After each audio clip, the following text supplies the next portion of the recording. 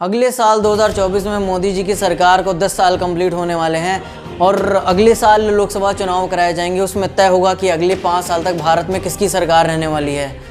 तो ऐसी स्थिति में मेरे और आपके जैसे जो मोदी अंधभक्त हैं उनको मोदी जी की पूरी लाइफ के बारे में पता होना बहुत ज़्यादा ज़रूरी है। मोदी जी का जो अर्ली लाइफ है वो कैसा रहा, उन्होंने क्या क्या पढ़ाई की है, बहुत ग्रेट पढ़ाई की है उन्होंने। उसके बाद में उनका जो पॉलिटिकल करियर है वो कैसा स्टार्ट हुआ।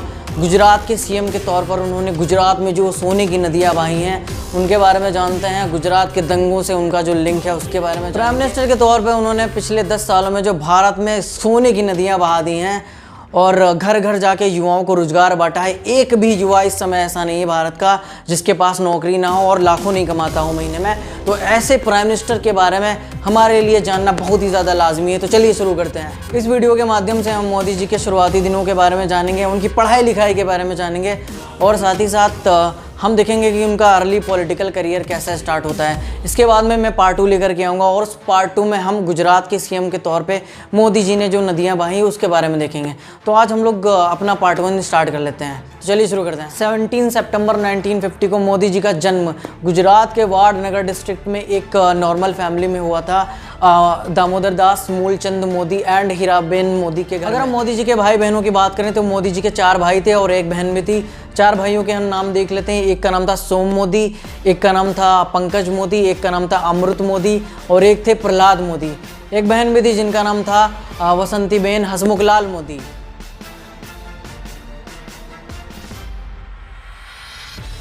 अब हम एक बहुत गंभीर मुद्दे के बारे में जानने की कोशिश करते हैं जो मोदी जी का राग है कि मैंने बचपन में चाय बेची है, बहुत संघर्ष किया है, बहुत ज़्यादा कष्ट उठाया है, उसके बाद में जाके ये मुकाम हासिल हुआ है। तो इसके पीछे की ज़रा हकीकत क्या है चाय वाले मोदी के पीछे की, तो जान लेते हैं। इनके जो फादर हैं उनका वाडनगर रेलवे स्टेशन पर एक टी स्टॉल था जिसके माध्यम से ही अर्निंग होती थी फैमिली की और फैमिली का पालन पोषण उसी टी स्टॉल के माध्यम से होता था।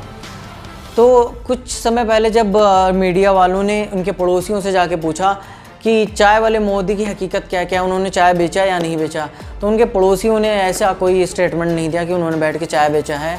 कुछ समय पहले मोदी जी के भाई प्रहलाद मोदी का जो इंटरव्यू हुआ था उसमें कुछ मीडिया वालों ने उनसे पूछा चाय वाले मोदी की हकीकत के बारे में, तो उन्होंने ऐसा कुछ नहीं बोला और उन्होंने बोला कि जो टी स्टॉल था वो फादर संभालते थे और उसी टी स्टॉल के माध्यम से पूरी फैमिली का पालन पोषण होता था।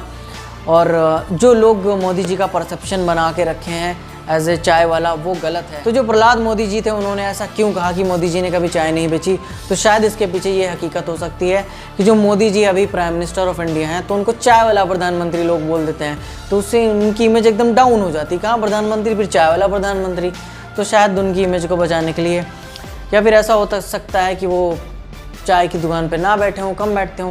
लेकिन मेरे ख्याल में तो ऐसा होता है कि आप बहुत ही पुअर फैमिली से अगर बिलोंग करते हैं, अगर आपके फादर कोई दुकान खोल के बैठे हैं तो वहाँ पे जाके घर के बच्चे दुकान पे बैठ जाते हैं, ऐसा हो सकता है।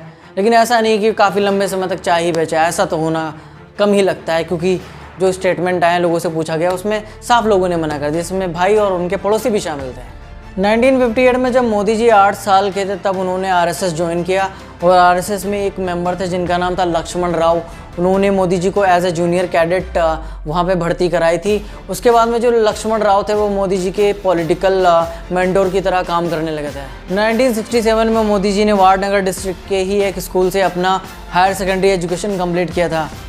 उस स्कूल के जो टीचर्स थे उनसे बात करने में पता चलता है कि मोदी जी एक एवरेज स्टूडेंट थे, लेकिन वो डिबेट काफ़ी बढ़िया कर लेते थे और डिबेट में उनका बहुत इंटरेस्ट रहता था। ग्रुप बना के डिबेट करते थे अलग अलग मुद्दों पर। साथ ही साथ उनका जो स्कूल में प्ले वगैरह होते हैं, नाटक होते हैं, उसमें बहुत ज़्यादा इंटरेस्ट था और वो लार्जर देन लाइफ वाले जो रोल होते हैं उनको करने में काफ़ी इंटरेस्ट लेते थे। साथ ही साथ उनका स्विमिंग में भी बहुत ज़्यादा इंटरेस्ट था। 1967 में जब मोदी जी का हायर सेकेंडरी एजुकेशन कंप्लीट हुआ उसी साल मोदी जी की शादी जशोदाबेन के साथ कर दी गई थी। लेकिन जशोदाबेन के साथ जो उनकी शादी हुई इसको मोदी जी ने कई दशकों तक का सीक्रेट रखा है, कभी पब्लिकली प्रोनाउंस नहीं किया इस शादी को। लेकिन एक बात ये भी कि जिस साल उनकी शादी हुई 1967 में 17 साल के थे, उसी साल उन्होंने घर छोड़ दिया और शादी वादी छोड़ के वो घर से निकल गए और देश की यात्रा पर निकल गए। कई दशकों तक इस शादी को काफ़ी सीक्रेट रखने के बाद जब मोदी जी प्रधानमंत्री बनने वाले होते हैं 2014 में, तब पहली बार उन्होंने अपनी शादी को लेकर के प्रोनाउंस किया पब्लिक में कि उनकी शादी जो हुई थी जशोदाबेन के साथ में हुई थी।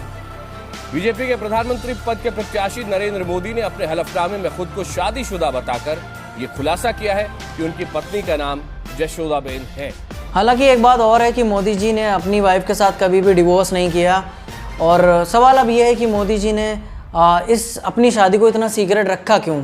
तो मोदी जी ने अपनी शादी को सीक्रेट इसलिए रखा था क्योंकि उन्होंने आरएसएस ज्वाइन कर लिया था, और उस समय आरएसएस में ऐसा कुछ अलाउ नहीं था कि आप शादी कर लोगे तो एक्चुअली शादी कर लोगे तो आप थोड़ा सेक्सुअल एक्टिविटीज़ में इन्वॉल्व हो सकते हो, जो कि उस समय आरएसएस में अलाउ नहीं था। अब है या नहीं है आई डोंट नो, लेकिन उस समय अलाउ नहीं था, इसलिए मोदी जी ने अपनी शादी को उस समय सीक्रेट रखा था। 1967 में जिस साल मोदी जी की शादी हुई थी, उसी साल मोदी जी ने अपना घर छोड़ दिया और घर छोड़कर सन्यासी वाली ज़िंदगी बिताने के लिए भारत के अलग अलग हिस्सों में अलग अलग मिठों में जाके यात्राएं करने लगे। तो मेरे को ये बात मोदी जी समझ नहीं आई कि तुमको उसी साल जब छोड़ना था तो शादी किए क्यों थे, या फिर कुछ साल रुकते तो उसके फ़ौरन उसी साल क्यों छोड़ने की, तुमको क्या जल्दी थी, समझ में नहीं आता हमको ये बात। तो घर छोड़ने के बाद मोदी जी अलग अलग मठों में जाते हैं, जैसे कि वहीं राजकोट में एक होता है रामकृष्ण मठ, वहाँ पे जाते हैं, कुछ समय बिताते हैं, चीज़ें सीखते हैं। उसके बाद में उत्तराखंड जाते हैं, वहाँ पे अद्वैत मठ है, वहाँ पे रुकते हैं।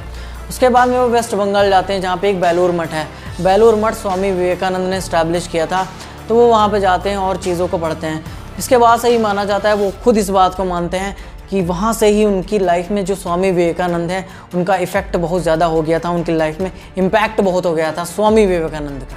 1970 में जब वो भारत के अलग अलग हिस्सों में मठों में यात्रा करके वापस आते हैं, तो वाडनगर जब वापस आते हैं तो उसके बाद में वो अपने चचा की दुकान पे एक कैंटीन में काम करना शुरू कर देते हैं। 1971 में बांग्लादेश लिबरेशन वॉर स्टार्ट हो जाता है, और इस समय अटल बिहारी वाजपेयी जी दिल्ली में सरकार के खिलाफ एक विद्रोह कर रहे होते हैं, और इस विद्रोह में मोदी जी शामिल होते हैं। तो हम देखते हैं कि ये मोदी जी की फर्स्ट पॉलिटिकल एक्टिविटी होती है, जो कि बांग्लादेश वॉर के समय 1971 में होती है। 1971 में जब बांग्लादेश लिबरेशन वॉर ख़त्म होता है, तो उसके बाद मोदी जी अपने चचा का कैंटीन छोड़ करके अब फुल टाइम आरएसएस प्रचारक की तरह काम करना शुरू कर देते हैं। 1975 में इंदिरा गांधी गवर्नमेंट ने एक नेशनल इमरजेंसी डिक्लेयर कर दी थी इंडिया में, जो कि 1977 तक चलती है। इस इमरजेंसी का विरोध करने के लिए आरएसएस ने एक गुजरात में विंग बनाया था, एक पार्टी बनाई थी जिसको बोला जाता है गुजरात लोक संघर्ष समिति, और इसका जो सेक्रेटरी था वो मोदी जी को बनाया गया था, जनरल सेक्रेटरी। भाइयों और बहनों, राष्ट्रपति जी ने आपातकाल की घोषणा की है, इससे आतंकित होने का कोई कारण नहीं है। आप सभी नेशनल इमरजेंसी के दौरान सरकार का जो विरोध कर रही थी आरएसएस, इसकी वजह से सरकार ने, इंदिरा गांधी गवर्नमेंट ने आरएसएस पर बैन लगा दिया था, जिसकी वजह से आरएसएस के जितने भी मेंबर्स थे उनको छुपना पड़ रहा था। तो इसी कड़ी में हम देखते हैं मोदी जी को भी छुपना पड़ता है और वो अंडरग्राउंड हो जाते हैं। कभी वो हमको एक मॉन्क या फिर सन्यासी के भेष में मिलते हैं, कभी किसी सिख या सरदार की वेशभूषा में मिलते हैं। इस नेशनल इमरजेंसी के दौरान जो लोग पॉलिटिकल रेफ्यूजीज थे या फिर जो सरकार का विरोध कर रहे थे, जो लीडर्स, तो उन लीडर्स को सेफ हाउस प्रोवाइड करने में भी जो काम था वो अंडर मोदी जी कर रहे थे, और उनके लिए उन लीडर्स के लिए वो पैसा भी इकट्ठा कर रहे थे उनकी हेल्प करने के लिए। साथ ही साथ जो सरकार के खिलाफ प्रदर्शन चल रहे थे, इंदिरा गांधी सरकार के खिलाफ, उन प्रदर्शनों के दौरान जो पैम्फलेट बट रहे थे उनकी प्रिंटिंग में भी मोदी जी काम कर रहे थे अंदर ही अंदर। तो हम देख सकते हैं कि जो सेवा की है मोदी जी ने आरएसएस की इमरजेंसी के दौरान, उसके तौर पर जब इमरजेंसी ख़त्म हो जाती है तो 1978 में मोदी जी का प्रमोशन कर दिया जाता है, और वडोदरा और सूरत ज़िले जो हैं गुजरात में, उनका रीजनल ऑर्गेनाइज़र बना दिया जाता है मोदी जी को आरएसएस। 1985 में आरएसएस ने मोदी जी को बीजेपी ज्वाइन करा दी थी, और बीजेपी ज्वाइन करने के बाद हम देखते हैं कि बीजेपी में जो मोदी जी का करियर है वो यहीं से स्टार्ट होगा 1985 से। 1987 में अहमदाबाद के निगम चुनाव होते हैं, और उस निगम चुनाव में मोदी जी काफ़ी ज़्यादा हेल्प करते हैं बीजेपी की उस इलेक्शन को ऑर्गेनाइज़ करने में। और जब चुनाव के नतीजे आते हैं तो पता चलता है कि बीजेपी जीत गई है। तो इस जीत के बाद क्रेडिट दिया जाता है मोदी जी को कि उन्होंने काफ़ी बेहतरीन स्ट्रैटेजी बनाई, जिसके तहत बीजेपी को निगम चुनाव में अहमदाबाद में जीत मिली है। तो हमने देखा जो अहमदाबाद के निगम चुनाव हुए थे उसमें मोदी जी ने कुछ अच्छी भूमिका निभाई थी, और इस भूमिका को देखते हुए बीजेपी ने इनका प्रमोशन कर दिया था। तो जो गुजरात बीजेपी है उसका जो ऑर्गेनाइजिंग सेक्रेटरी है वो मोदी जी को बना दिया जाता है। तो मोदी जी का जो कंट्रीब्यूशन था बीजेपी में आगे बढ़ता रहता है, पार्टी में बढ़ता रहता है। तो इसको देखते हुए 1990 में 1990 में बीजेपी ने इनका एक बार फिर से प्रमोशन किया, और जो बीजेपी की जो नेशनल इलेक्शन कमेटी है उसका मेंबर इनको बना दिया। उसके बाद में हम देखते हैं 1990 में रथ यात्रा ही स्टार्ट हो जाती है, जो लाल कृष्ण आडवाणी ने स्टार्ट की थी। तो रथ यात्रा में हम देखते हैं कि क्यों स्टार्ट की गई थी, क्योंकि यहाँ पे क्या था कि जो राम मंदिर है बाबरी मस्जिद की जगह पर, उसको बनाने का जो एक यात्रा शुरू किया था आडवाणी ने, रथ यात्रा, उसको ऑर्गेनाइज करने में मोदी जी ने काफ़ी ज़्यादा हेल्प की थी आडवाणी जी की।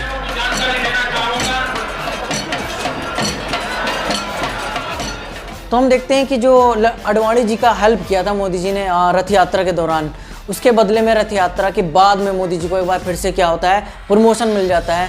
और जो आडवाणी जी हैं उनको प्रमोट करके इस बार गुजरात जो बीजेपी का है सेक्रेटरी बना देते हैं, गुजरात बीजेपी का। अगले साल 1995 में गुजरात में विधानसभा चुनाव होते हैं, असेंबली इलेक्शन होते हैं, और इस चुनाव के जब नतीजे आते हैं तो पता चलता है कि बीजेपी ने वहाँ पे 182 सीट में से 121 सीट जीत ली हैं। तो काफ़ी बड़ी जीत होती है मेजॉरिटी के साथ। और इसमें जो स्ट्रेटजी और प्लान जो पूरा होता है वो मोदी जी का होता है, इसलिए बीजेपी में उनकी आगे इज्जत काफ़ी ज़्यादा बढ़ने लगती है बीजेपी के अंदर। तो 1995 के असेंबली इलेक्शन में जो मोदी जी का योगदान रहा है, इसकी वजह से एक बार फिर से उनको प्रमोशन मिलेगा बीजेपी में। तो इस बार क्या होगा, उनको बीजेपी का नेशनल सेक्रेटरी बना दिया जाएगा और उनको दिल्ली भेजा जाएगा। और दिल्ली में वो जाते हैं, और दिल्ली में जाने के बाद जो वहाँ से हरियाणा और हिमाचल प्रदेश का जो बीजेपी का कैंपेन है उसका हेड बनाया जाता है, स्ट्रेटजी मेकर बनाया जाता है मोदी जी को। तो लोग वोट देते हैं सरकार चुनने के लिए, या तो वोट लोग देते हैं सरकार को हटाने के लिए। 1998 में भारत में लोकसभा में के चुनाव होते हैं, आम चुनाव होते हैं। चुनाव के जब नतीजे आते हैं तो पता चलता है कि इसमें सबसे ज़्यादा सीटें बीजेपी ने जीती हैं, 182 सीटें जीती हैं बीजेपी ने 552 सीटों में से लोकसभा की। कांग्रेस को 141 सीटें मिली। इस तरीके से हम देख सकते हैं 1998 का जो लोकसभा चुनाव था उसमें सरकार किसकी बनती है भारत में, तो बीजेपी की गवर्नमेंट की बनती है। और इसका जो स्ट्रेटजी मेकर था वो भी किसको खास करके माना जाता है, मोदी जी को। तो हम देखते हैं कि इसका भी जो क्रेडिट है काफ़ी हद तक मोदी जी को जाने लगता है। और इसके बाद मोदी जी का प्रमोशन होता है और बीजेपी का national general secretary Modi ji को बना दिया जाता है इस चुनाव के बाद।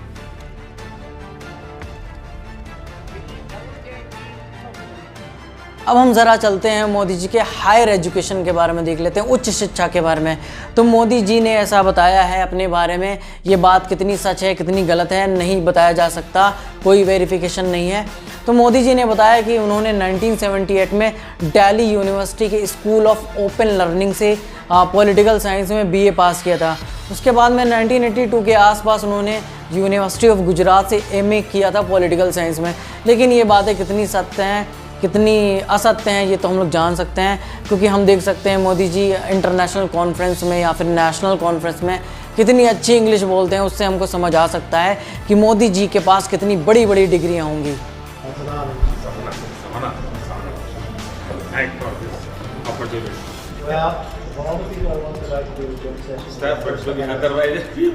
तो यहाँ पे हमने देख लिया है मोदी जी के अर्ली लाइफ के बारे में और अर्ली पॉलिटिकल करियर और एजुकेशन के बारे में। अगले हम पार्ट लेकर के आएंगे, उस पार्ट में हम बात करेंगे कि मोदी जी का जो एज ए रोल रहा है गुजरात CM का, उसके बारे में बात करेंगे। और गुजरात दंगे जो हुए उनमें उनका लिंक क्या है, पूरी सारी बात करते हैं अगले पार्ट में। Thank you so much.